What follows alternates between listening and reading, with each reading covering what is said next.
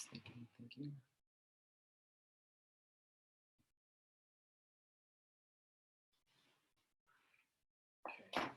About the homepage now.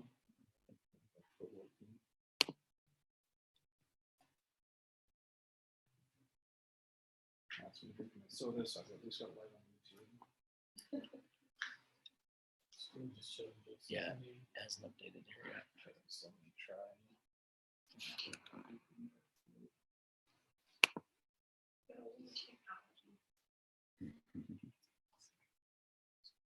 Yeah. But when it doesn't. I'm grateful that Google Meet has a presentation mode because that's helped me. Like when kids say I can't get something, I'm like, well, put me on presentation mode so I can see what you see.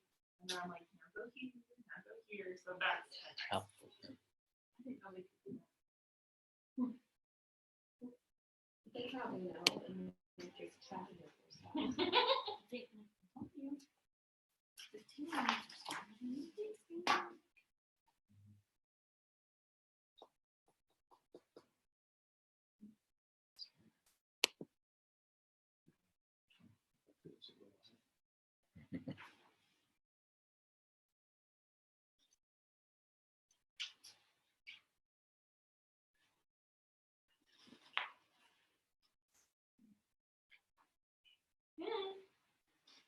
Mhm.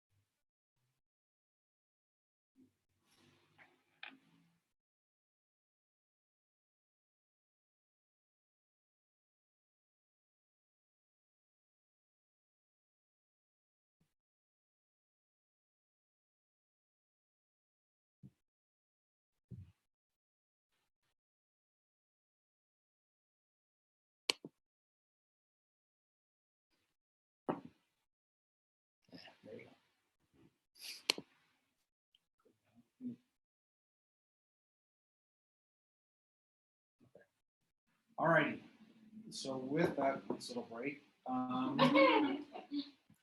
forgot where that was. Number Okay, so number 5.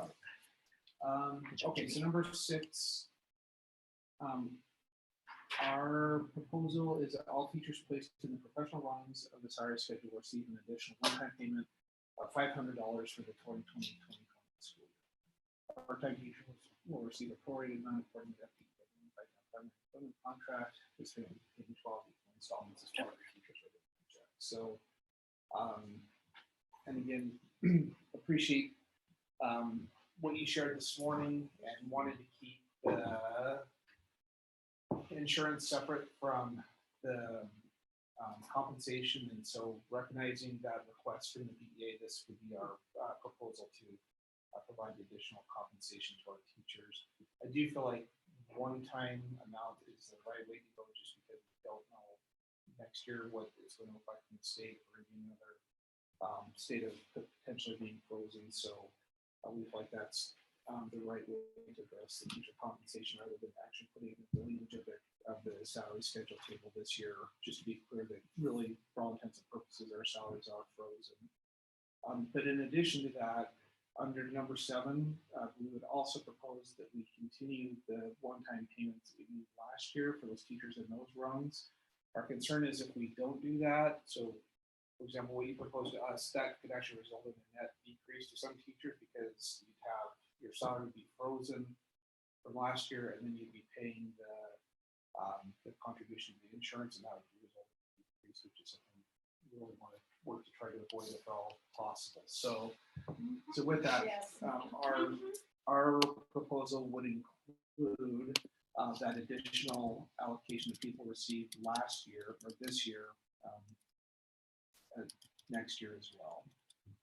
The language on that's a little hinky because it is all based on the class of the 2018-19 schedule, but the whole intent is that if you receive that payment this year, then you'll continue to receive that next year. Then number 8, as you guys recognize, I am concerned about out-of-state teachers and their placement on the schedule.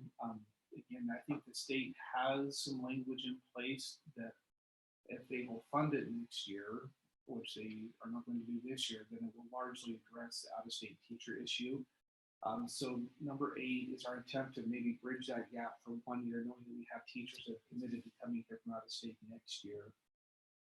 So what we have is teachers who are new to teaching that will receive a one-time payment for the 2020-21 school year that is equal to the difference between their placement according to Idaho code, which I'm certain is only going to be at the P1 level, and the placement of other district teachers with equivalent experience level. So basically, if we have somebody like, how many years have you been? 13, 14? No, that's her. She's I'm 14. 12. I'm 8. You're 8 and I'm 12. 12. So if you get another teacher that's a 12, rather than putting them at P1, we place them where most of our P2? teachers have 12 Which is years of P2. experience. I So- got it. You do the rest of All the way up to Majority of the P2. district. And I do know we have a teacher right now that was hired with 28 years experience, and so that's a pretty significant difference. Yeah, yes. Wow. And I guess I like the idea of working towards an average, because then it's not about them leapfrogging us unintentionally or unintentionally getting left behind where our teachers are. So again, that is going to be a cost to the district, because there won't be funding. We know teachers funding is going to be stopped at P1. So every out-of-state teacher we hire. So I have talked with principals and said you've got to be really, really careful on hiring out-of-state teachers, because it's going to be an issue this year. So the number 9 is basically, again, for us to get that funding from the state, then we really have to have teachers provide their experience, their education, as well as their performance criteria. And so we added that performance criteria section into this. Can you explain what you mean by performance criteria? Yeah, so it's what it takes to get to the professional endorsement. Okay, so it is the HB Well, language that I was. that would be the advanced professional, but this Oh, is okay. the professional, which is basically the majority of their students met measurable achievement targets. They didn't Typically- have any indicators that were Past evaluations. Okay, to move from R to the P. right. Because if we don't get that, then then the state leaves in the R on, and that creates a funding issue for us as well. So, And again, that primarily applies just out of state yeah. employees coming in. Mhm. In state, we get, Since in-state's frozen. well, in state, we get all those past performance records. But if we don't get this, then we only get P1 funding. Those teachers will be all the way back to R1. So that's what we need to try and incentivize them to do. And the challenge is, it's a lot easier if we get it up front and place them rather than in Having to, December and January when Yeah. the state Right. level is funding and we're trying to get Trying to get the information. evaluations from a year ago. There is probably one key thing I need to come back and talk about on the actual salary schedule as far as a change. So if you look at R1, notice we are not proposing to continue to pay the additional education allocation at the R1 level or the BA 24 to R2 level. The reason we left it in at those others is because those teachers did receive it this year. So you actually have teachers in those in the cells with the black font, and that's why we left those where they are. If we didn't have teachers there, then we would have carried that straight across because the whole intent is to not decrease teacher salaries next year. So we left those where they are for R2 and R3. I just want to make sure I was transparent in what we were doing with that additional. so with the R3 that has the asterisk, do we not have any teachers that fall in that education spot? That's We the- do, but again, they're really R3s, which means the most that they should be getting is in 41.5, but they're going to get 42.5. That's a state minimum. So I don't want to pay them the 42.5 plus the additional education on top of that. That would Right. really be a discrepancy. Okay, then under additional education compensation, we were clarifying that then under section B, the teachers with a professional endorsement or placement in the R3 realm of 124 or more credits, and teachers with professional endorsement or placement in the R3 realm holding a master's degree. So just being clear that those are the ones that would be eligible for that additional salary amount. And then just a date change in number 3.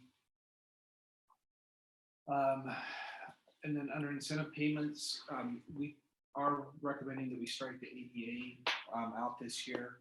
There's a couple of key reasons for that. And I think the primary one is when we first were hitting this, the news about the COVID-19 and our response to that, one of the very first communications from the health agencies was do not do attendance incentives. You want kids to stay home if they're sick. And so overall, it really concerns me that we would have two competing priorities. One would be to keep our ADA up, when really our priority's got to be telling people, if you're not well, you need to stay home. And so I think I don't want to do anything that's contradictory to that. So that's my fundamental concern. I think the second one then is we just really don't know what ADA could look like in the fall. So there is a potential. I don't know how strong it is, but there's a potential that our average daily attendance percentage could go up, but our actual enrollment could go down because people are saying, I'm not sending my kids back to school. I don't care what you're doing. So in that case, we can meet this, but still be in a hole with funding. So I just think there's so many complexities with ADA next year that I'm just really not comfortable doing an attendance incentive like we did this year based on our coronavirus situation. And then I guess the third level is simply, as we're looking at the next year, we're just super concerned about the costs in the next year after. And so I guess what I would say is if that money stays in our savings account, when we're then looking at the next year, we know what our picture is. To me, that's money that's on the table that we can talk about for the following year. But if we spend it all this coming year like we did this year, then it's just off the table. And we don't know, we don't have that to address insurance increases or other increases we can look at. So all that is just to say, not something I'm really very comfortable with at all. I'll do the attendance incentives this year. Our new number one, I guess, under incentive payments is basically going to a July 1st, completing a laserfish form by July 1st. I think we talked about that already, didn't we? Okay. Yes. Someone is coming, 'cause I have to keep this on. So You're good. sorry. You're fine. Number 2 is keeping in the retirement announcement incentive, so that we have our staffing numbers for the following year. And our only change to that is to simply say that they would still need to not be asked to be released from their contract to be eligible for that payment. We did have that situation this year and ended up paying that, but I just think it's critical if you hire somebody, we need them to fulfill their contract to receive that payment. Okay, so then that gets us down into our insurance portion, and again, I think it's got to be a comprehensive look at both the pay and the insurance this year. So I took what you had given to us and I just tried to blend it into our current language, so if there's anything that's I missed, please let me know. It's not trying to intentionally miss anything, I just wanted to keep it into the same language. So I'm going to go and read it aloud and make sure we've got everything covered we need to. So it says, effective September 1st, 2020 through August 31st, 2021, the board agrees to pay the same amount for individual premiums for full-time teachers as was paid in the 2019-2020 master agreement, according to the following table. Okay, so essentially, I think that's what you proposed to us is the board would continue to pay the premiums that we paid this year. Each teacher qualifying for medical insurance will have the choice to continue on the Blue Cross PPO plan or change to the Blue Cross HSA plan. Teachers will be responsible to pay the employee contribution portion of the premium shown below, which is equivalent to the difference in premium costs from the 2019-2020 master agreement and the renewal cost of the plan for the 2020-21 school year. The district will contribute the following amounts each month into the employee's health savings account for each teacher who opts into the HSA plan. Teacher only would be $146.50, and teachers with a full-time employed spouse would be $252.90. And that is at the individual teacher level. So the net result of that would be if I am married and my spouse is working, it would actually be twice that because I get it plus my spouse would get it. So it's actually 500 and change. Okay, so explain that Is that again. only if your spouse is a teacher though? If they're benefited, a full-time, that's why I put it, full-time employed spouse, because that's somebody who would have benefits. So basically, if your spouse works and is benefited, then instead of getting $146.50, you go all the way up to $252.90 on your For HSA. each And the person. spouse would get the same. Yeah. For each person. And so the reason for that is, it's the cost savings when you put 2 people, when you put an employee and their spouse on the insurance versus 2 employees, that's the difference. And it just made sense that would go to the health savings account because right now we're essentially putting that towards their family deductible for their kids. That's what I was gonna ask, is if that's pretty comparable to what's going on right now. Yeah, we're trying to keep it just, basically, it's actually costing us a little bit more than right now, because right now, if we just have 2 employees, we're just paying the 2 employee. If it's 2 employees with kids, then they're paying the kids, so there's 2 different groups of people. Does that make sense? And now we're paying everybody all the way up to the family amount. So it's actually extra contribution from the district to do it this way. Yeah, right now, 2 employees, families, $51 a month. And it would still, there would still be, to add a family, so if we go to the HSA plan, it would still be, I think it calculated $38 a month. So there would still be a contribution from the employee to add their family, but there's a significant savings in what the district would be paying that we'll be putting in the HSA. And then how much will we pay to stay on the old? So you can. So then- Right here, no, so it's right here. So then, I'm just answering some of them. yeah, so then down here under the table, Sorry, we're getting there. basically we just put what you had proposed into the table, which would be that the district would, that's our monthly premium as a whole goes up to $830.80 per employee. The district would continue to pay $764.05 as we did this year, which was your proposal, and the employees would contribute $66.75. If they were on the HSA, the monthly premium $617.55 is actually less. So our contribution would be $17.55, and then again, we pay that difference into the HSA account at the $146.50 amount short of month. Okay, and then we went ahead and added in the 2-employee just because it was a little confusing, so we went ahead and put in the 2-employee line so you could see what happens on the 2-employee line. And that employee contributions for both employees on that one. If they stay on the PPO, Oh, right? yeah, that's for both of them. Or for the HSA, it's 10/22/30. I'm gonna go and make that plural, 2 employees, to try to make that clear. I was gonna ask if you wanted to switch that to 55.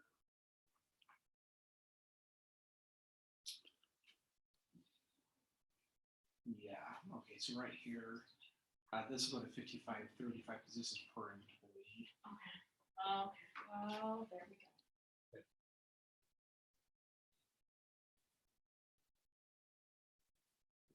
537. 37. 0.5.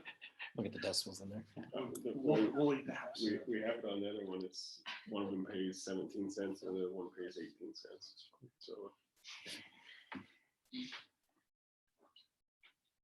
Okay, so does that make sense on the table?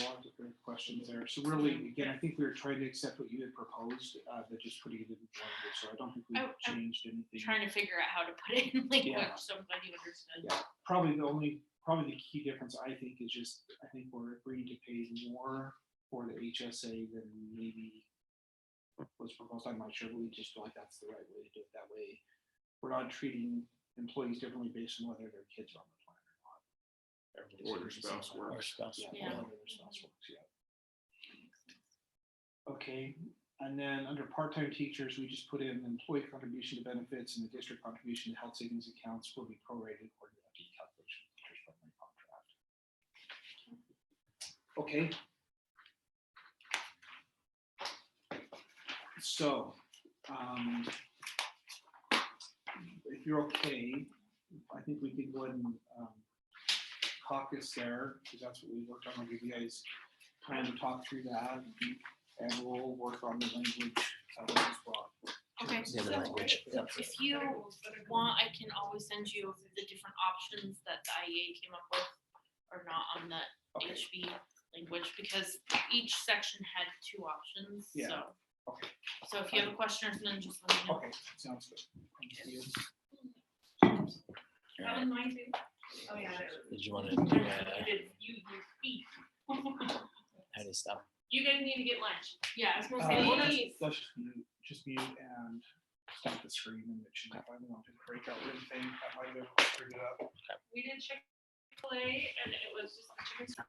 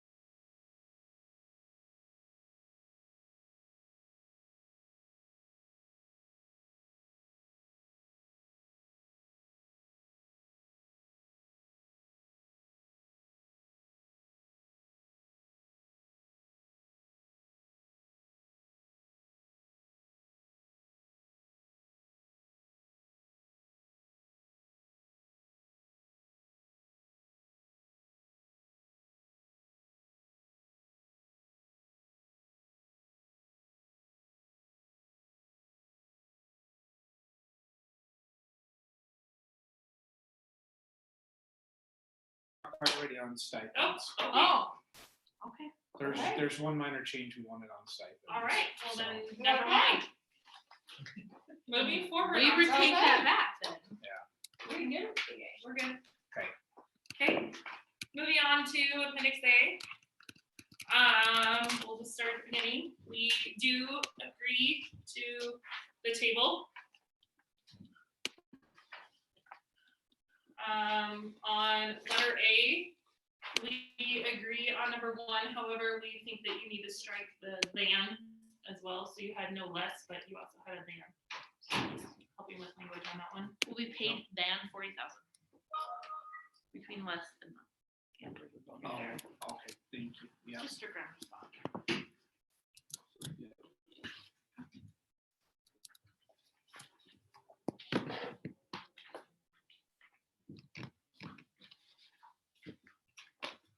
Okay.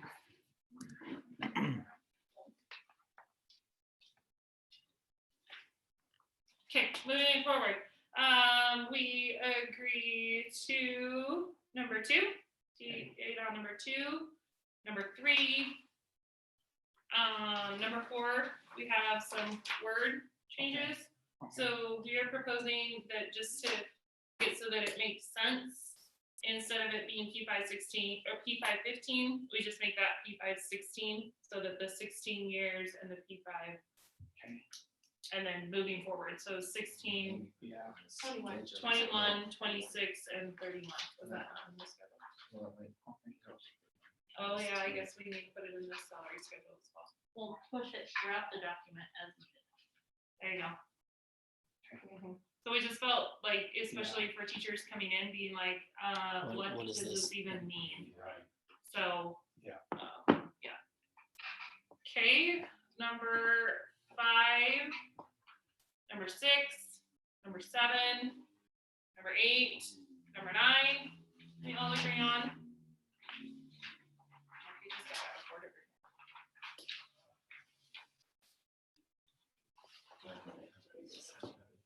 No, it would not. Okay, and then moving on to part B, we've agreed to additional education compensation. We agree on number 1, 2, and 3. Pause for a second. Okay.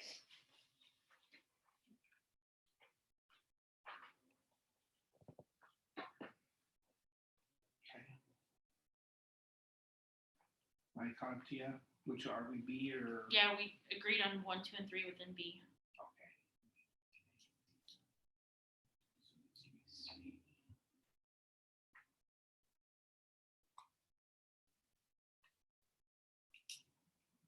Yeah, I'll figure that part out.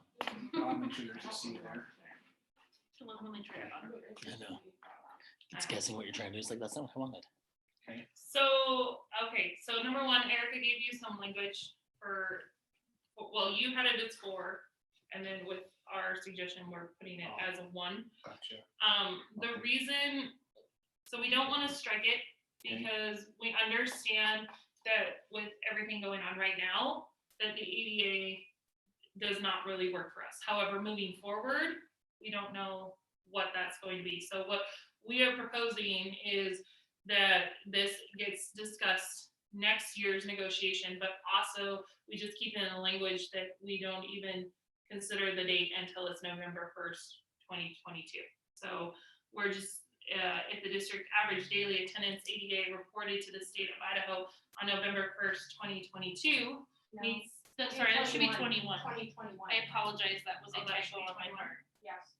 That should be On 21. 2021 meets one of the following benchmarks each full-time 2021-2022 Sorry. teacher will receive a one-time payment in their December paycheck in the corresponding amount below. Part-time teachers will receive a prorated amount according to the FTE identified in the 2021-2022 employee contract.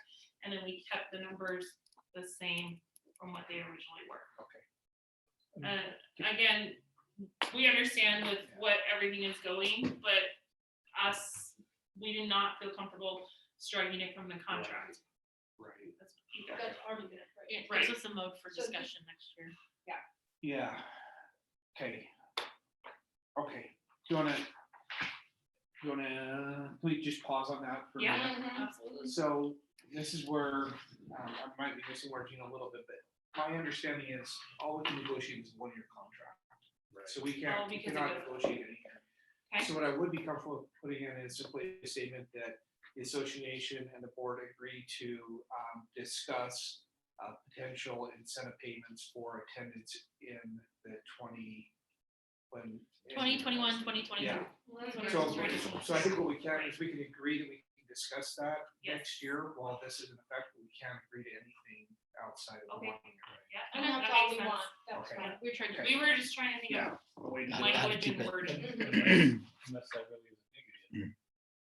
What? No. I'm guessing that's a typo, but That if is a that's typo. if that's a negative, we might want to talk. Okay. 500. Guy's like, I'm on board. If we get 95%, everyone pays $500. What? Yeah, so Let just, me, if you're okay, let me just try to, so the association.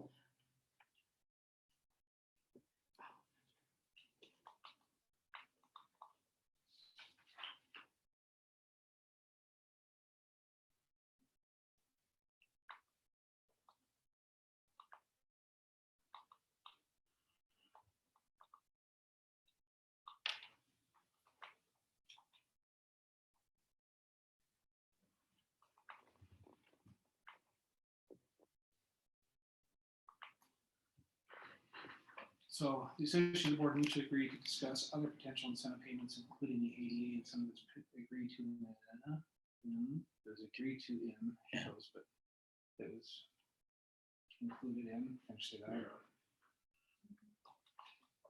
2019-2020 master agreement negotiating future. Included. We should put the other. Negotiating. I'll just say during negotiations. No, we won't have a reference for which one to go back to, and we know that we'll take a look at that again in the spring. Yeah. okay, So that we, yeah, looks no, good. I think that's, And then Scott, on your number 2.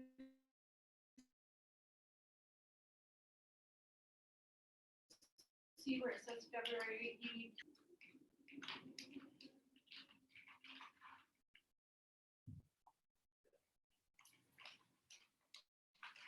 So many numbers in there.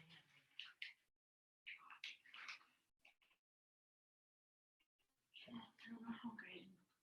okay, and so otherwise we agree on, you had them as 1 and 2. Yep. On that TA, okay. so you know. As insurance, on behalf of the association team, I definitely want to say thank you for taking in our consideration of, trying to make it that it's beneficial if we move to the HSA, but also making it fair, whether we stay with the HSA or stay with the PPO or the HSA. So I just want to say we appreciate that immensely. And with that, we agree all to Appendix B. Awesome. Thank you. That's super helpful. And we really appreciate how you've worked with us to address this financial crisis, and it really is a crisis. I think honestly, it's the worst one I've seen. I know the recession was bad, but I think the way that our hands have been tied for Yeah. this one has made it much, much worse. And so I just really appreciate the approach and your level of collaboration with that. So with that, if you're okay, let's go ahead and, I just don't think we've formalized agreements on anything, so if you're okay, I'll lead out and then just stop if I'm off track on anywhere. So with that, then we propose no changes under Article 1 definitions. And did not hear any changes from the association either, so we're okay to okay on Article 1. Article 2 under reads. You want to initial them? I can, I mean, we can do that after we do I this. think we're gonna do the whole shebang right now. Go you. If Yeah, we no, get I sidetracked, don't have a if problem. we get sidetracked, we'll circle back and do the ones we've done. So Yeah, no, I don't have a problem with Article 2 leaves, we propose no changes under the leave from the current agreement. And I did not hear anything from the association, so we can create an Article 2. Correct. Article 3, association and teacher rights, we propose no changes to that. Did not hear anything from the association. that. Correct? Okay. Article 4, grievance procedure, we do not propose any changes to that. Nope. Okay. All right, so Article 5, Mhm. did you get the full copy back from us? Did you get a printed copy there that has a lot of blue in Article 5? No. What did Judy, had 2 copies of it. I'll put it up here on the screen for you as well. And I do wanna, I noticed you hesitated about the teacher rights Yeah. section. Lisa did her research and she's gonna create a form that's going to help those references so that a Okay. teacher needs it Yeah. that way. I referenced everything was referenced. Yeah. So it'll just be given to the teacher. And I think not if you in a can form. let Keith know about those, we can look at putting in a particular section for an employee handbook for teachers. That Mm, you yeah. get both copies. I Yeah, just I'll noticed leave your it at that. hesitation, you're like, I did, yeah. I wanted to make sure. Maybe I have a second copy of my first copy. Oh, and so what should we do? I think she had 2 of them. I'll give her mine. Okay, I'll just work off my, I'll work off my laptop. I think them all. They just showed up. I don't know who did. So. Yeah, it was one that- yeah, I don't- Okay, so under Article 5, we felt that was the best place to put the language regarding evaluations. And so our proposal is to put the evaluation language under working conditions. I took your document, I tried to copy and paste and strike out in blue what I was taking out from your proposal, but I may not have got it 100%. So our first one says teacher and pupil service staff have the right to be evaluated according to provisions of Idaho Code Administrative Rule and Board Policy. And do you want to see your original? Maybe something I like have that. the We original. have it. Okay, which I think is pretty close to what's here. I do think it's important to realize that we have to deal with all 3 of those. It's not just Idaho code, we also oh, have yeah. full by DAP rule and board policy we have to deal with. And I absolutely agree that is a teacher's right to be evaluated that way. And if it's not happening, I personally think like that's something that should be agreeable under the master agreement as well. So evaluations are intended to improve the professional performance of each employee to regular feedback about his or her performance and informs the employee of ways in which she can improve. And so basically I was just trying to condense this into a single statement. And then I took one part of that and just said, in collaboration with their evaluator, teachers are expected to use feedback from evaluations to develop and implement annual professional learning plans, including specific professional development resources from the district. So I think with yours, you talked about identifying and providing specific professional needs of an employee, which I agree is a fundamental part of evaluations. I do think the teacher has that responsibility to create their IPLP. Can you, after the work plans, will you put in the acronym IPLP? So it's clear that Teachers that's know. where that is Yep. coming from? And I'll even throw an individual here if you like to match that up to. That'd be great. Because, you know, we're acronym. Yeah. Yeah, that's for sure. Okay, but then we would include the resources that we have available to support them with that in their IPLP. Is IPLP in the definitions? It's just right before. I don't know if it's in definitions or not. I don't think so, 'cause I don't think that's ever been included in. Okay, I was just curious, like if I were a new teacher. I did strike this sentence about residency certificate. Again, that's Idaho code. It's also our policy, and so we will absolutely continue to provide that, but it felt a little bit redundant to put it here. I wanted to focus on this part, which I do think is critical within professional or advanced drones. So I wrote staff holding professional, advanced professional endorsement, chief certification endorsement. I think that's the correct term, as it's an endorsement, not a certification, if I remember right. Shall be provided the opportunity for professional development to address any, I struck self-identified or administrator and just said any domains identified as less than highly effective in the JPass evaluation system. Okay. The reason I put in JPass is because that's a feedback report that they get, but to be very clear, we go through our process on the back end to align that to Danielson and report it to the state. The teacher or administrator won't necessarily know the Danielson domain. if that Well, makes like I sense. said, this was Yeah, created as a statewide, Yeah. and I didn't know how to transfer domains 2 or 3 to JPass, but I'm like, they'll know how, so just let them get It's got started. really now. So that's exactly what I was going for. I just, and then I did take out this sentence, but I'll show you where I brought it back. So just this partial professional development. And then student growth. So as we looked at that, I don't disagree. The issue is we've got a procedure that has to be updated. And it's not just about this, it's also about what percent. This year we switched from 33 to 10%. We just asked the board to change that. So we need to address that. We need to address, right now, the procedure actually specifically identifies it. It is the IRI, it is the ISET. So what we want to do is, with you, sit down and look at that procedure with our principals and update that entire procedure. And then I think once that's there, we can see if we need to address anything here, but what we know is we've got it. There's a lot of work that has to be done on that procedure. So if you're Right. okay, 100% agree in principle with this, we just need to tackle it to make sure we're getting big picture of it all. is there a way to include it so we know that it's part of the advanced professional qualifications? Because that was one of the 4 stated in law or in code. Right, So that's that's just my fears. The 4 sections were because those are the 4 Right. sections directly stated in that right. bill.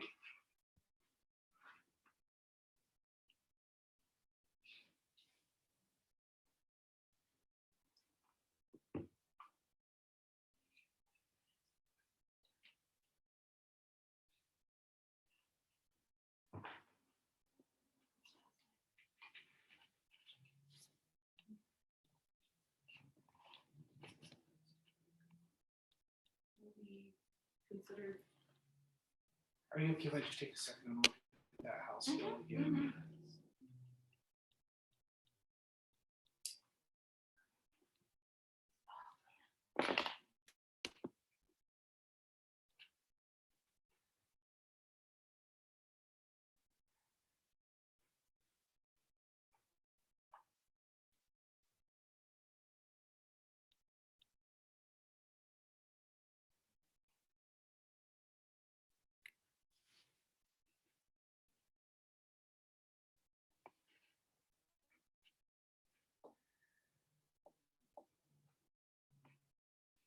do you need water or anything, like cold water. Good. Okay. Forgot how much Fluorescent lighting. fluorescent lighting. Right. It's warm in here. And Antarctica. these guys PLC told me it would be freezing, but no, it's nice and toasty. It usually is. We finally paid the heat bill and turned it back on.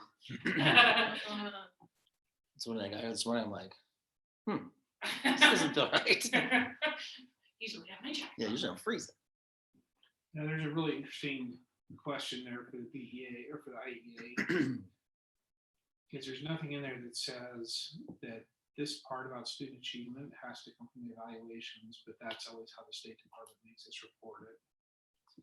You know what I'm saying? Those are really 2 separate things that they're conflating. Yeah.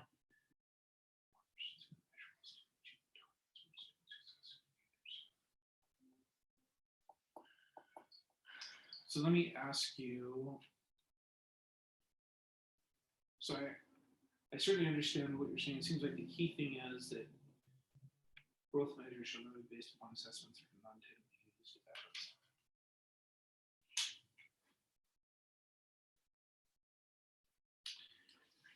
So the place I think where I'm just running into a bit of problem is right now our procedure specifies what assessments need to be used at which grade levels. Right.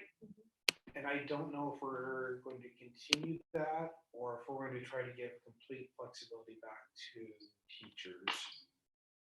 So could we just say, Student growth will be. in accordance with discussed. Idaho Code, student growth measures shall be determined by the instructional pupil staff person according to the curriculum and standards of the district, period, and end it there. Because then it doesn't matter what procedure is because the district, But are you saying as a district, I can pick, I have more autonomy, I'm gonna use the Well- CFA as a teacher, I'm gonna use. Right, I mean, that's what we did this spring because the Right. we had a Yeah. procedure that Right. work. That's just a conversation I really want to have, I think, with BA principals and say, how do we feel about letting teachers select? Because to me, that's what this sentence is saying, is teachers will select. That's not what our current procedure says, and I'm not opposed to it, I just feel like there's a bigger picture that we have to Okay. address. So I think what protection of teachers have right now is, again, the evaluation. If it does align to that advanced professional, we're much better off. But I don't think it necessarily has to, if that makes sense. I still think teachers could report back, hey, I use this assessment and there's nothing that says that assessment has to be part of my evaluation. And this is my assessment that shows 75% of my kids hit that. So, And we can't just leave it as student growth, right? We have to have something added. Could we put like just, Student growth. I'm just wondering. right, a student growth component that will be further discussed with leadership and association? Could we put something like that? so I guess what's the problem we're trying to solve here? Well, You know? We just want to make sure that the law is like our master agreement for the advanced professional is fully covering what the Right. state is wanting. Right, And so that's why we really looked at those 4 sections. right.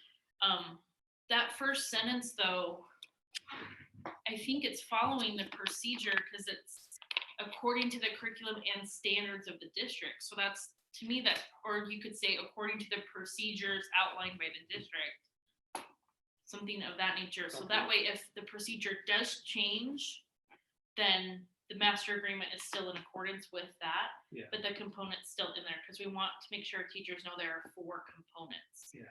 In order to achieve this. I also was given a document that another district created. It's a checklist document for teachers to see. And I would like to share that with you when we're Okay. done bargaining. And you can take it, you can toss it, you can do whatever you want, but I find it very user friendly, so. Even laserfish. Kimberly created it.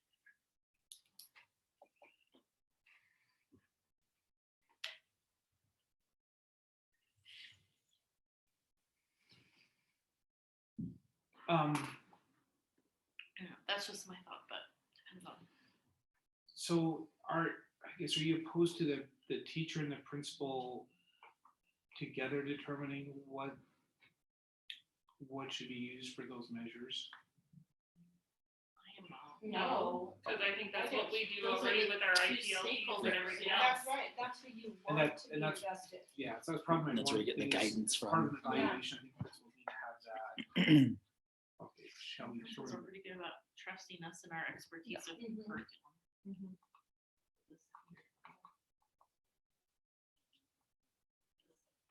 I don't know. I don't want to maybe. Okay, so I think with that phrase in our, I think we can just take it like that, I think we're okay. Okay, good.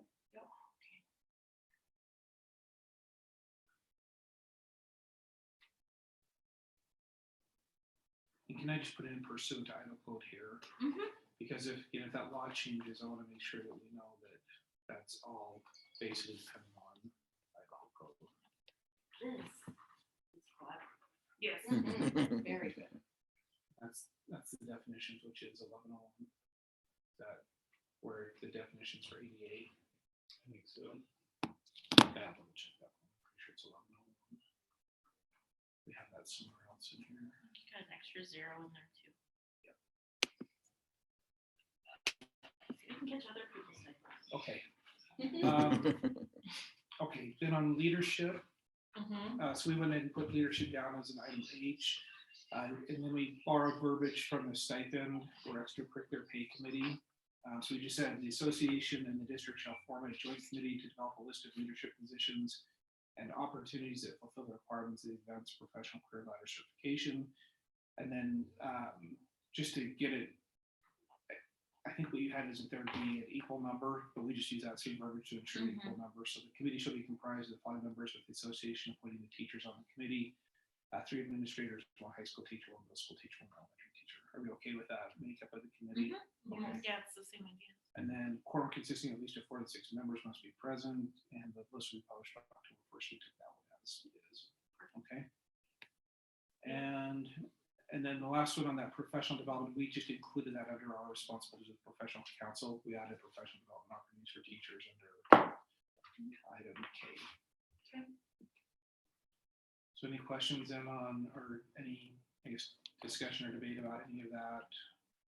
Do we need to focus on working conditions? Okay. Are you okay to agree to the working Yep. conditions as discussed? Yep. Okay. Thank you for taking the language and placing Yeah. it in where it needed to be. Yeah. I appreciate that. Okay, professional compensation, as far as the Article 6, we did not have any proposed changes on that. Nope. And then looks like effective dates needs to go to Article 7, so we just struck out the Roman numeral I, had that as 8, and changed the dates and the board chair on there. Okay. Yep. All right, and then we got through Appendix A. Yep. And so I just say, we don't have any concerns with any of the counter proposals to Appendix A as far as what we discussed.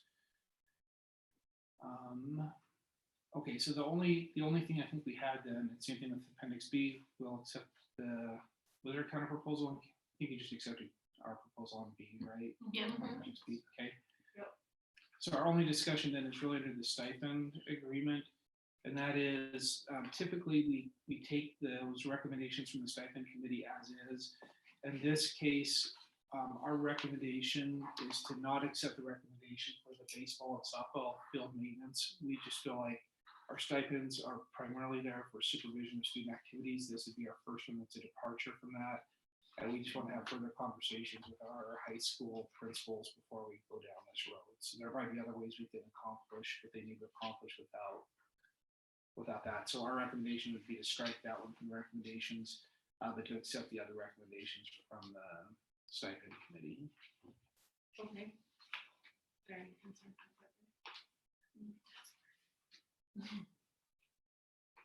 Yeah. Yeah. No, he's just, No, he's okay, cycling. okay. All good. But I think we need to go back 1001. 0 and next row is 1. Yeah, you're right. It's still 001.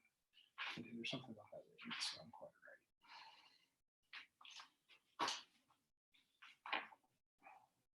I do have a question on the stipend. Yes. That's okay. When we talked about this last week, but I don't know if there was a consensus of what would happen with the previous stipends that were moved into leadership premiums.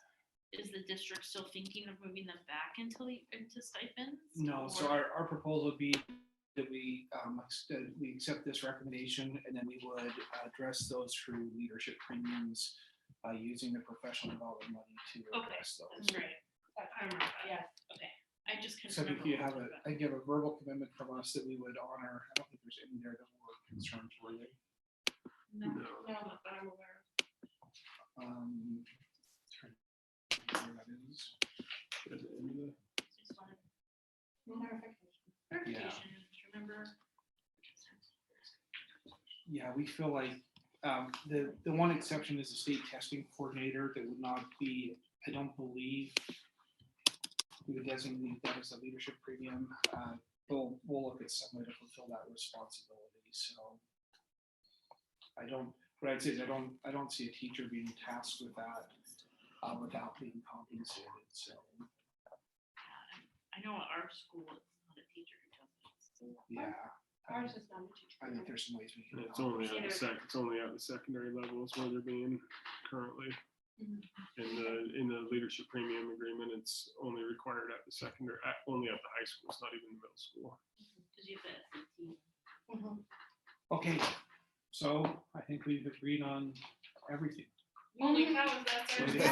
Day two. Yeah. So, That's good. we got Record time. one thing, I mean, we agree to everything, but I think we need to think of how we can help boost the morale with our teachers. I mean, we did have a discussion of, especially with everything that we had to do these last few months, of thinking some way of how to just boost morale. I mean, because it's been hard. know. It has.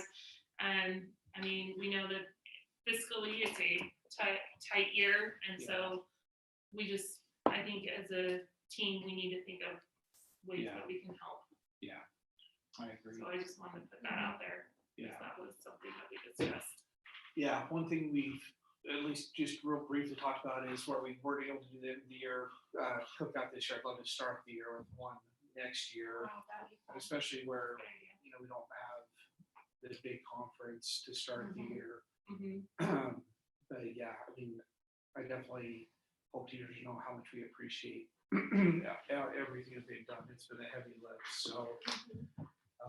But yeah, if there are things we need to do to help continue to address that. I think it's gonna be probably an ongoing thing with our professional councils. Let's work together to see. what Well, I we have can to do say, with I this. enjoyed my jump juice. That was That was nice.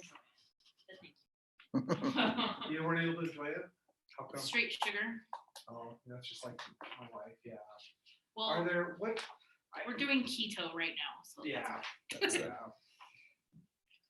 So, well, why don't we conclude negotiations and talk Yeah, about one for just a minute? sure, okay. So Perfect. with that, I think we've agreed, right? Yep. Yeah. Yep, So ratification wise, yes. do you have any ideas about how to ratify?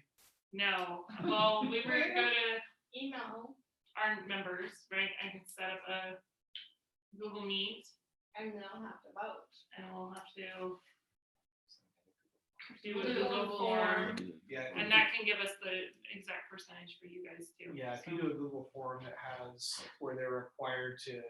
It's where logs they're their required- email. Yeah, collect Yeah. their email address. I Yes, think that's a yes, really we will secure make sure way. we do that. Okay. Yeah. We When do you did, need it by? we scheduled a board meeting optimistically, for Thursday. Okay, So- This week? This week. Thursday. okay, We had this discussion last year too, right? Yeah. my only concern is we're doing our school is doing a drop-off pickup thing. And so the reason I couldn't do the rest of this week is because I had the times. Graduations. this So week. like tomorrow it's 1 to 7, Thursday is 10 to 4, and Friday is 10 to 4. Yeah. So it's just, Well, what we can do is I can, we had a couple of other issues to talk to the board about on Thursday as well. Probably not a surprise. So we'll at least inform them of this. okay, And then if nothing else, we can put it on the consent calendar. But if we get, even if they're not formally approving it, once we get, as long as there's no significant concern on them, which I don't think there will be, I can't imagine there will be, then we would start the process with teacher contracts. So that shouldn't put us in a bind, just put on the consent calendar. okay. Okay, Okay, So so, hope is to get so, contracts so, out. well, we always have to have it out by July 1st. Yeah. Honestly, with these, I'm not sure that it's gonna take, we'll have to turn them around fairly quickly. So consent calendar would be the June 10th meeting, Yeah. so it just have to be. Oh, but yeah, we won't be able to issue contracts till after the board formally Okay. approves, so that's the difference. But it'll give us, that should give us time between now and Everything. the 10th to get all the computer stuff done. One thing I did wanna probably clarify, we talked about the idea of putting the years of experience on the contracts. I don't think it's feasible, and if you ever look in our system, there's probably 5 different categories of experience. So there's like public in school, there's public K-12, there's university, there's out of state, there's just no field that actually synthesizes those into a single that would be able to show on the contract. I wondered that because I thought if you see that 16, why didn't it transfer Well- over? So that's what I wondered.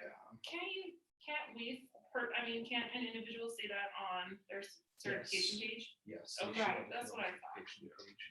'Cause we report like all these categories to the state and then they come back with Right. the total Mhm. experience, but it's messy. It's so messy. So anyway, okay, so is that, so really, I guess, you have up until the board meeting on the 10th that we would need a formal. Okay, we can do that. That's Um, funny. Yeah, I would think so. I think if we, They don't. I think if we send out an email, we come up with a date of some sort and we send out that email that can get people to make sure that they're Well, with the available deadline during on that there. time. Yeah, perfect. So, we'll let you know Okay, what we decide. I think a key thing that we're gonna have to work through, and I'll start working with Michelle and Argyles, but we've really got to communicate, educate HSA and benefits and Very much so. with BEA support in getting people to come out and meet with counselors, because it's really going to take them sitting down and looking at their individual situation to determine, is this the right thing for me to Yes. do, or do I stay on the PPO? Okay. Yeah. And I think for a lot of our employees, it's a great option. For some, if they don't understand what they're switching to, it could impact them negatively. And then you're gonna hear about it. No, you're. Everybody, that's the problem. yeah, it's not easy. I mean, I'm sitting there with my wife and I really don't know where we're gonna end up, which one we're gonna end up with. There's a lot to evaluate. I was gonna look at positions open for me. Right? Why not? Very good. Okay, Good as she all is. right, are we good then with? I think so. Yes. Let me stop the online. meeting then. I just stopped ours. Perfect timing.